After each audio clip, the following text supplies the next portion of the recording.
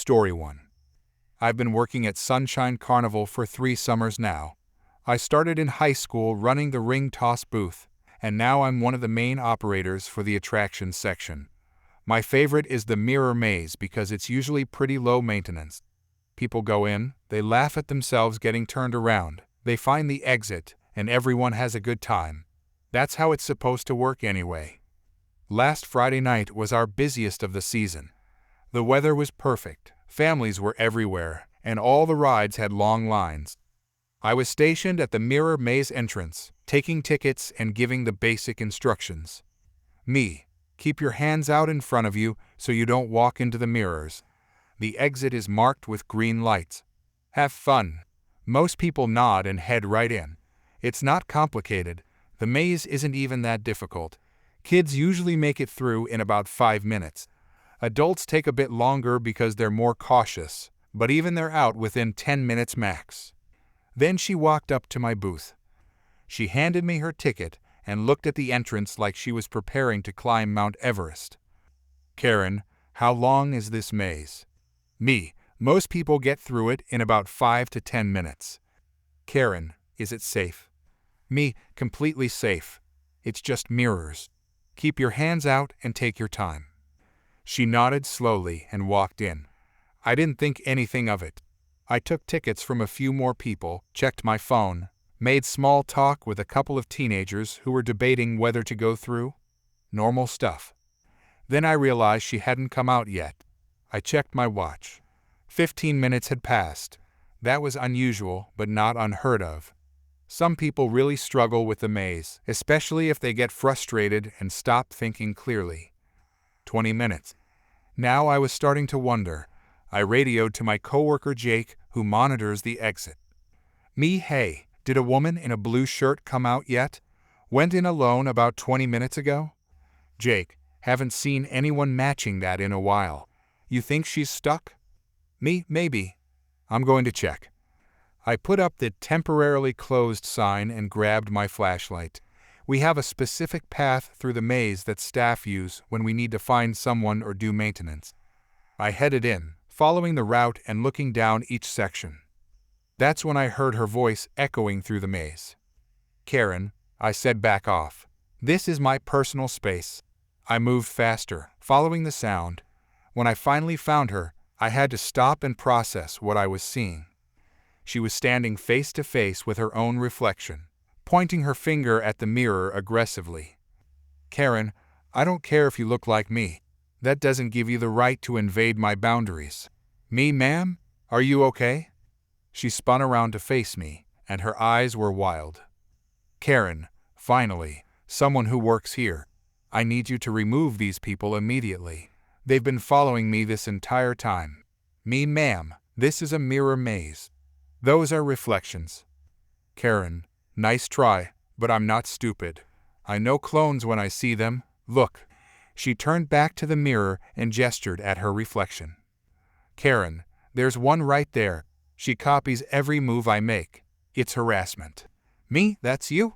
It's a mirror. That's your reflection. Karen, no, you can't trick me. I've been watching too many documentaries to fall for this. This is clearly some kind of setup. You probably have actors in here dressed like the visitors. I took a deep breath and tried to stay professional. Me, I promise you, there's no one else in here. It's just mirrors reflecting your image. That's the whole point of a mirror maze. Karen, then explain why she won't stop staring at me.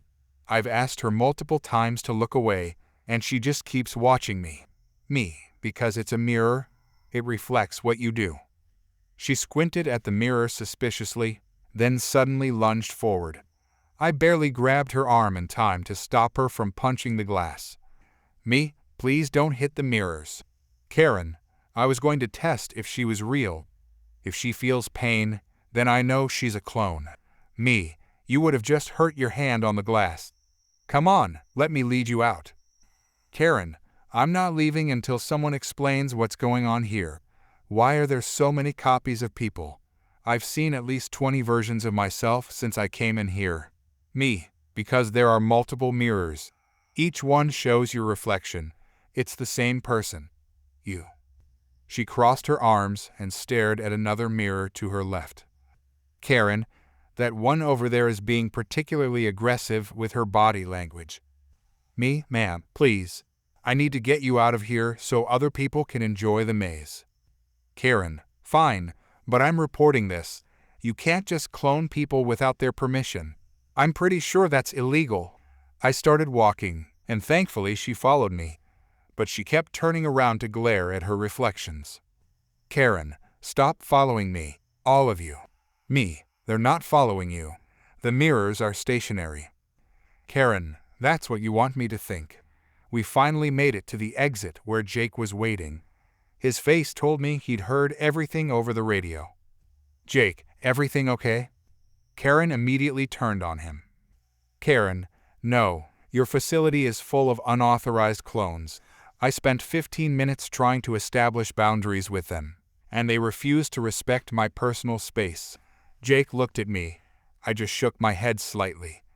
Jake, I'm very sorry about your experience. Can I offer you a complimentary funnel cake coupon? Karen, I don't want a funnel cake. I want answers. How are you making these clones? Is it holograms? Is it artificial intelligence? Me, it's mirrors. Regular mirrors, like the one in your bathroom at home. Karen, my bathroom mirror doesn't create copies of me that follow me around. Jake, because you're not in a maze. You're standing still.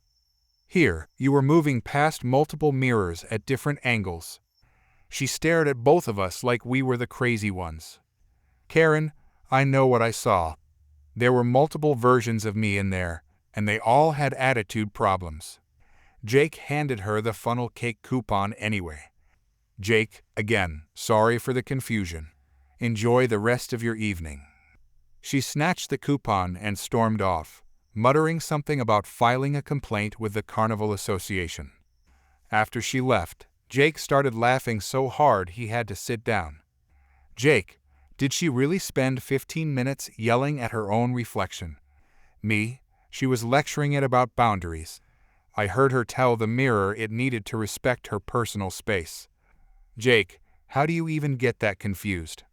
Me, I don't know, man. I really don't know. We had to close the maze for 10 minutes to make sure she hadn't damaged anything. When we reopened it, Jake put up a new handwritten sign next to the entrance that said, "Warning, you will see yourself multiple times. These are reflections, not clones." Our manager made him take it down the next day, but not before at least 50 people took pictures of it. One of them posted it online, and it actually went viral. People kept commenting asking if someone had really thought the mirrors were clones. We couldn't legally confirm it, but Jake and I know the truth. Sometimes I still think about her in there, wagging her finger at her own reflection and demanding it respect her boundaries.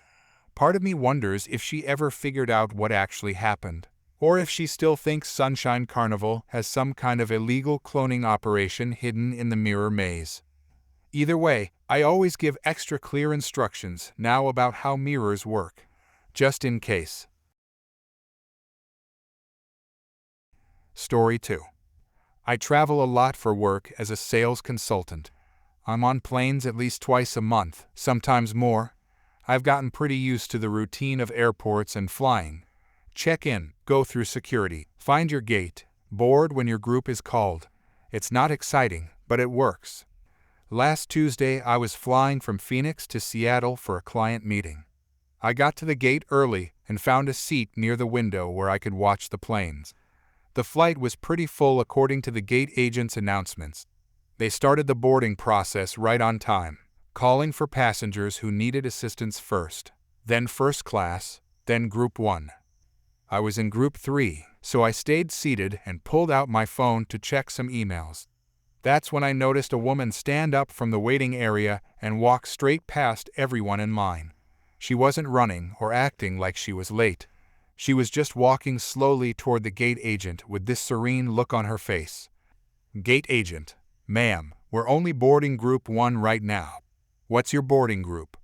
The woman didn't even look at her ticket. She just kept walking toward the jetway entrance. "Karen, I manifest priority. The universe has granted me early boarding." The gate agent stepped in front of her, blocking the path politely but firmly. "Gate agent, I understand, but I need to see your boarding pass. What group are you in?" Karen, groups are artificial constructs created by lower vibrational thinking. I exist on a higher plane where boarding happens through intention, not arbitrary numbers. A few people in line started whispering to each other. I put my phone away because this was getting interesting. Gate agent, "Ma'am, everyone needs to board in their assigned group. Can I see your ticket, please?" Karen finally pulled out her phone and showed her mobile boarding pass. The gate agent looked at it and shook her head. "Gate agent, you're in group 5. We're not boarding that group yet. Please return to the waiting area." "Karen, you don't understand manifestation. I've been visualizing myself in my seat for the past hour. My energy is already on that plane. My physical body needs to follow." "Gate agent, your physical body needs to wait for group 5 like everyone else." "Karen, this is vibrational discrimination. You're blocking my spiritual flow." She tried to walk around the gate agent, but the agent moved to block her again. A line supervisor noticed the commotion and came over. "Supervisor, what seems to be the problem?" "Karen, your employee is interfering with universal law. I've manifested priority boarding, and she's creating negative energy blockages." "Supervisor, ma'am, you need to wait for your boarding group to be called. If you don't return to the waiting area, we'll have to call security." "Karen, call them. They can't stop manifestation. This is a violation of my spiritual rights." She was getting louder now, and everyone in the gate area was watching. The people in Group 1 who were trying to board had to pause because she was blocking the entrance. "Supervisor, last warning. Return to the waiting area or you won't be flying today." "Karen, I am a being of pure light and intention. Your corporate policies have no power over someone operating at my frequency." The supervisor pulled out his radio and called for airport security. Within 2 minutes, 2 security officers arrived. "Security Officer 1, ma'am, we need you to step away from the boarding area." "Karen, finally, someone who understands. Yes, I do need to step into the boarding area. Thank you for validating my manifestation." She tried to walk past them toward the jetway. One officer gently took her arm. "Security Officer 1, no ma'am, you need to come with us." "Karen, take your hands off me. You're disrupting my vibrational alignment." "Security Officer 2, you're being removed from this flight for disrupting the boarding process. You need to come with us now." "Karen, this is vibrational injustice. I'm being persecuted for my spiritual beliefs." She started pulling away from them, but they held her firmly. Not roughly, just enough to guide her away from the gate. "Karen, the universe will remember this. You're all operating at such low frequencies. I can see your auras, and they're muddy auras everywhere." They started walking her away from the gate. She was still yelling, her voice echoing through the terminal. "Karen, this is why humanity is stuck in 3-dimensional thinking. You can't see beyond the physical plane. I manifested priority and you rejected it. You rejected the universe." Other passengers were pulling out their phones to record. I heard someone behind me laugh and say something about this being the entertainment for the day. The gate agent made an announcement.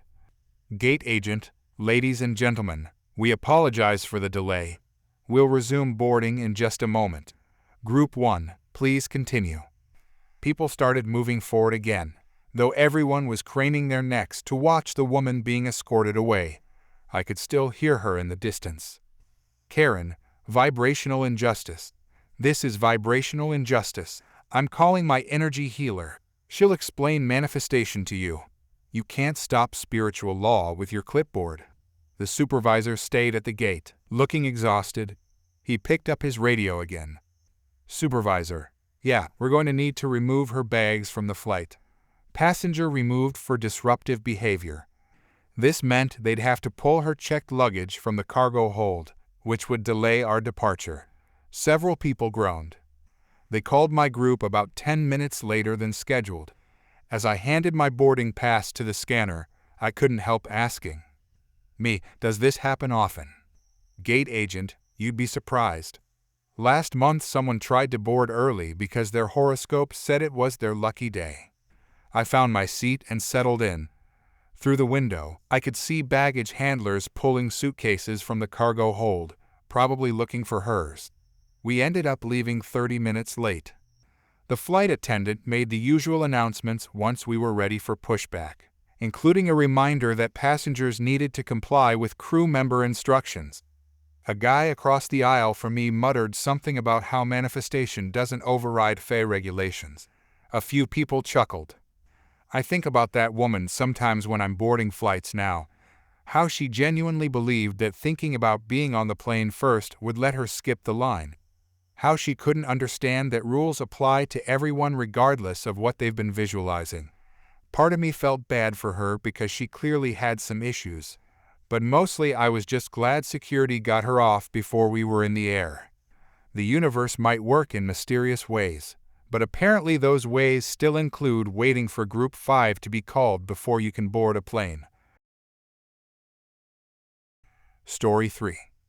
I've been managing Tony's Pizzeria for about 6 years now. It's a family-owned place that's been around for over 30 years, and we pride ourselves on good food and reasonable prices. I've dealt with all kinds of customer complaints over the years. Cold pizza, wrong toppings, delivery times, you name it. But what happened on Tuesday afternoon was something I never could have predicted. It was around 2 in the afternoon, that slow period between lunch and dinner rush.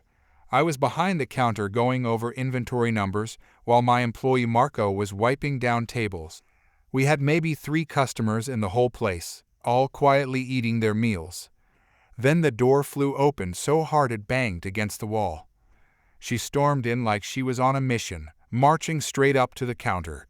I put on my customer service smile and greeted her. Me, welcome to Tony's. What can I get for you today? Karen, I have a question about your pricing. Me, sure. What would you like to know?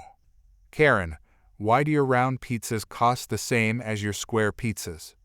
I glanced at our menu board, confused about what she was asking. Me, I'm sorry, we don't sell square pizzas. All our pizzas are round. Karen, exactly. That's what I'm talking about. You charge the same price for a large pizza, whether it's round or square, but square has more area. It's more food. Me, ma'am, we only make round pizzas. We don't have square pizzas on the menu. She slapped her hand on the counter. Karen, but if you did make square pizzas, they would have more surface area than round pizzas. A 12-inch square has more area than a 12-inch circle. It's basic mathematics. Me, that's technically true. But again, we don't make square pizzas.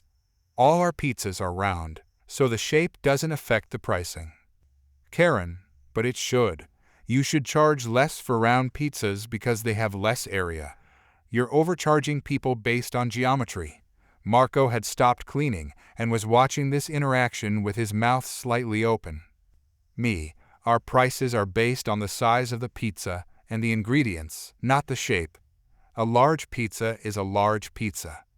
Karen, that's discriminatory. You're discriminating against shapes. Round food should cost less than square food because you're getting less product. Me, I really don't know what you want me to say. We only sell round pizzas. The shape isn't a variable in our pricing because we only have one shape. Karen, well, you should have square pizzas and they should cost more, or round ones should cost less, one or the other. Me, would you like to order a pizza? A round one, since that's what we have? She glared at me like I was being deliberately difficult.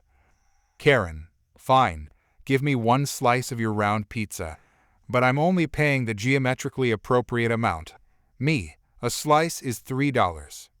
Karen, $3 for a slice that's been cut from a shape with suboptimal area coverage. Highway robbery. I was reaching my limit, but I stayed calm. Me, $3. That's the price. She threw exact change on the counter. Marco had already grabbed a slice of pepperoni from our display case and was warming it up. He brought it over and handed it to her on a paper plate. She held it up and examined it like it was evidence in a crime. Karen, look at this. Look at the tip. It's so narrow. If this was cut from a square pizza, there would be uniform coverage across the entire slice. Me, it's a pizza slice. Karen, it's geometric theft. Then she did something I still can't fully believe. She held the slice up high above her head like she was making some kind of protest statement.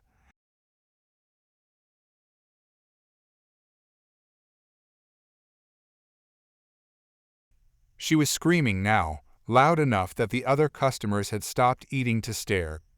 Marco looked at me with wide eyes, silently asking what he should do. Me, ma'am, I'm going to need you to calm down or leave. Karen, I will not be silenced about geometric injustice. She waved the pizza slice around dramatically, and that's when everything went wrong. As she was gesturing, tomato sauce dripped off the slice and landed right on the floor in front of her. Before I could warn her, she took a step forward. Her foot hit the sauce, and her legs went out from under her like she'd stepped on ice. The pizza slice went flying. She landed hard on her back with a loud thump that made everyone in the restaurant gasp. Marco and I rushed around the counter. The other customers were already standing up to see if she was okay. Me, are you all right? Can you move? She was lying there, staring at the ceiling, pizza sauce smeared on her shoe and the floor around her. Karen, this is assault. You assaulted me with your geometrically inferior product. Me, you dropped the sauce yourself. Are you hurt? Do we need to call an ambulance? She tried to sit up, wincing a little, but apparently not seriously injured. Marco offered his hand to help her up, but she swatted it away. Karen, don't touch me.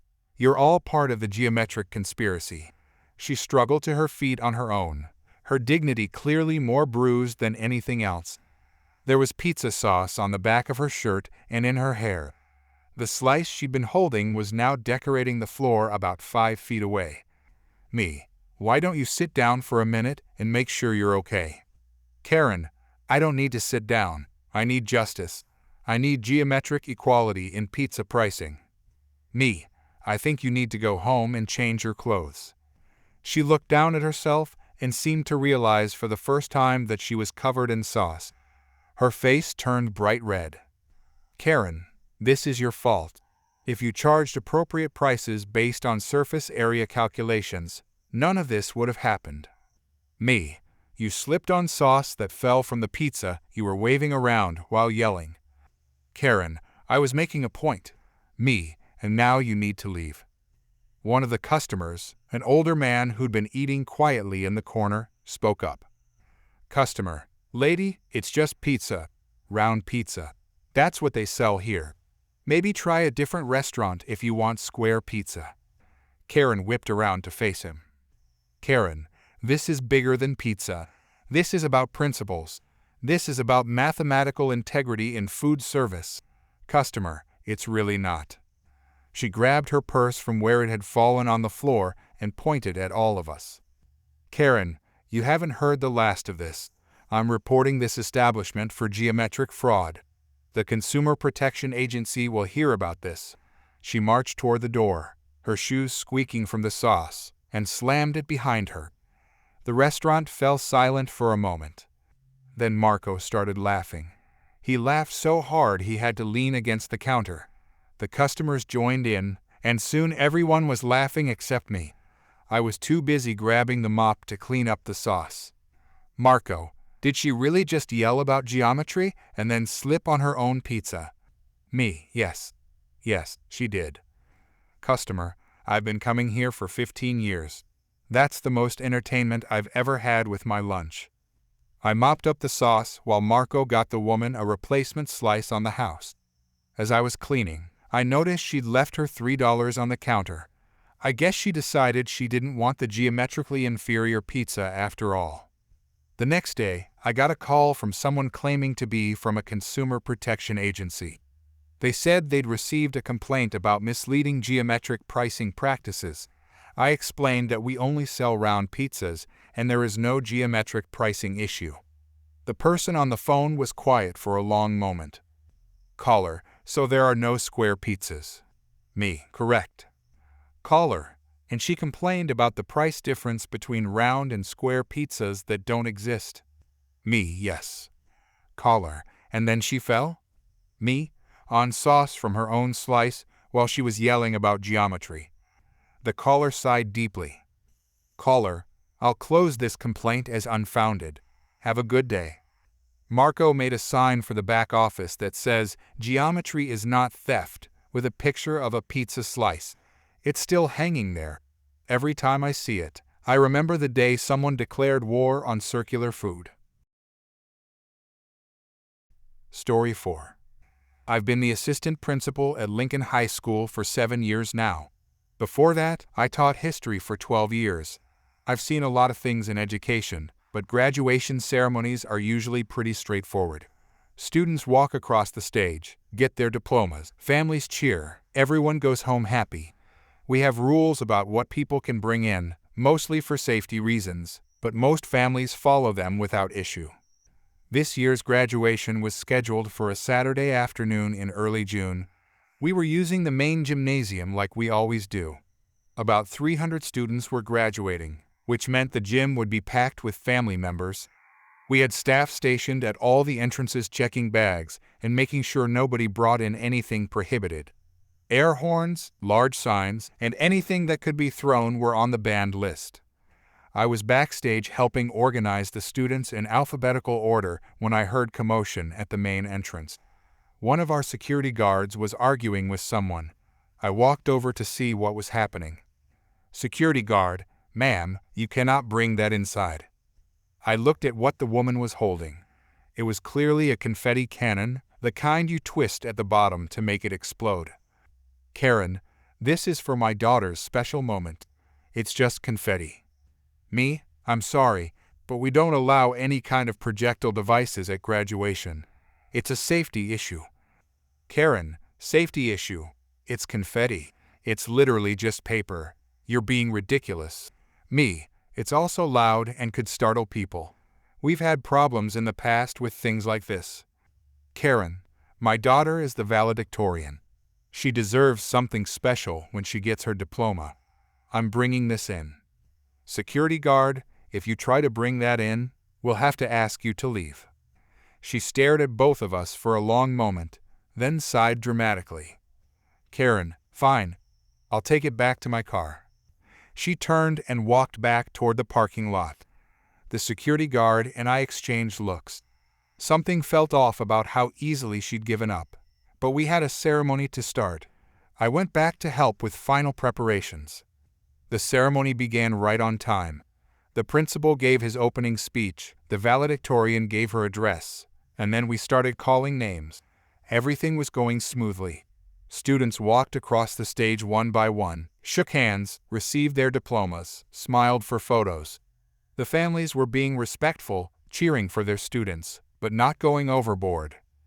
We were about halfway through the alphabet when I heard it.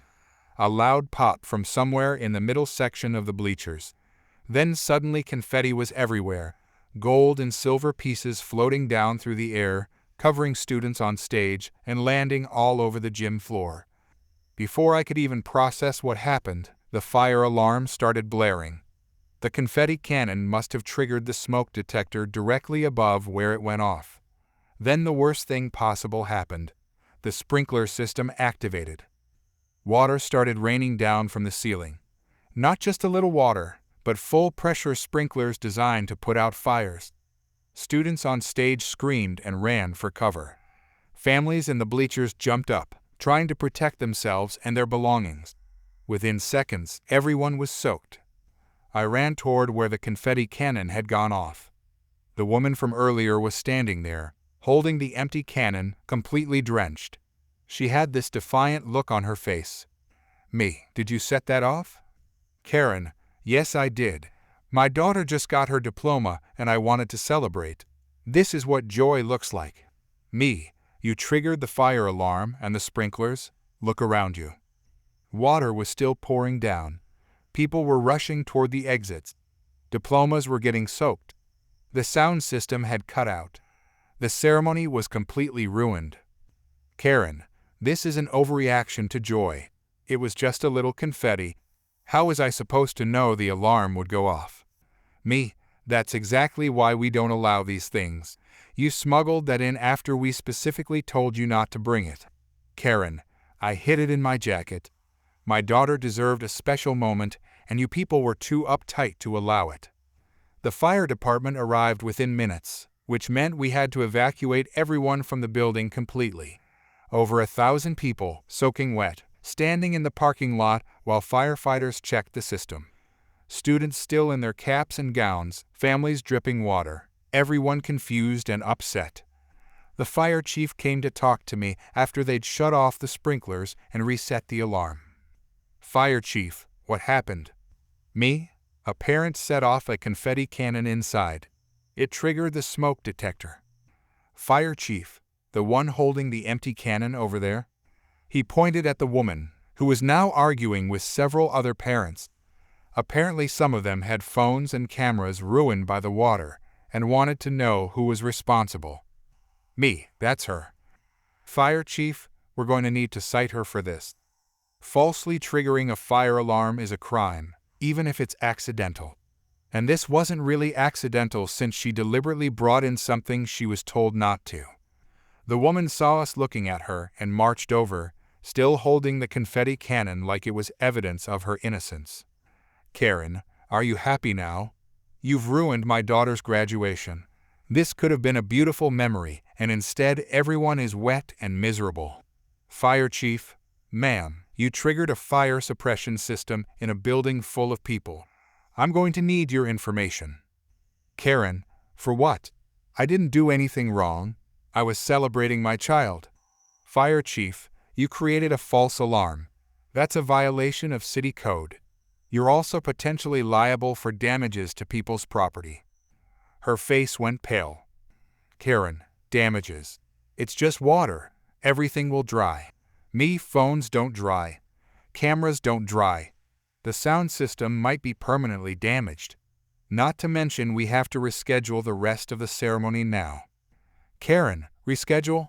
But my daughter already got her diploma. Me, about 150 students didn't.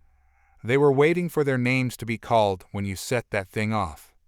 She looked around at all the wet, angry people standing in the parking lot. Reality seemed to finally be sinking in. Karen, I just wanted to do something special. Fire chief, you'll be getting a citation in the mail. If anyone files claims for property damage, you'll be hearing from them too. We ended up rescheduling the ceremony for the following weekend.